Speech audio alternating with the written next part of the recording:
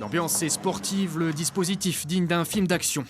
Pour sa nouvelle saison, Top Gear a posé ses valises près de Montbéliard, terre d'automobile que connaît bien l'animateur de l'émission, Luc Alphand.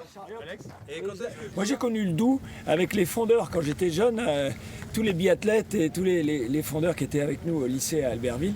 Et c'est vrai qu'on n'est pas loin de l'Allemagne et c'est vraiment ici avec Peugeot, avec toute l'industrie automobile qu'il y a dans le bassin, c'était important. Je la remets là après. Non, tu te mets devant la voiture s'il te plaît. On roule tous les deux? Ouais, vous roulez tous les deux. Vous allez aller là-bas.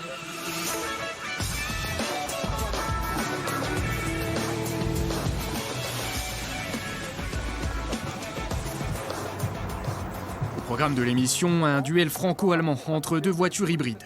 D'un côté, la nouvelle Mercedes classe C, de l'autre, la Peugeot 508 PSE, haut de gamme de la marque sochalienne. C'est la berline française la plus puissante jamais produite depuis la Safran biturbo et ça c'est cool. On n'est pas vraiment obligé de s'adresser que aux fans d'automobile et c'est un public un peu plus ouvert. Et donc à travers des défis un peu bêta d'adolescents, donc là c'est France-Allemagne, on décide de faire un concours, on arrive à donner de l'information et en même temps du divertissement. Et donc je pense que c'est ça qui est marrant dans cette émission. Mais Top Gear se veut d'abord comme un show télévisuel avec des moyens très importants. Au total, une équipe de 20 techniciens mobilisés et des dizaines d'heures de tournage pour un seul épisode.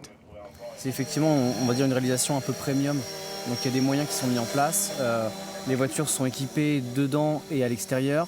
On a différents chefs-op et un réalisateur qui s'occupent de tout ce qui est, on va dire, bord de route ou bord piste sur circuit, plus effectivement un ou des drones. L'équipe de Top Gear terminera sa boucle dans la région par un tournage au Ballon d'Alsace ce mercredi. Alors, passionné d'auto ou simple curieux, il faudra attendre un peu. Résultat sur vos écrans, début 2022.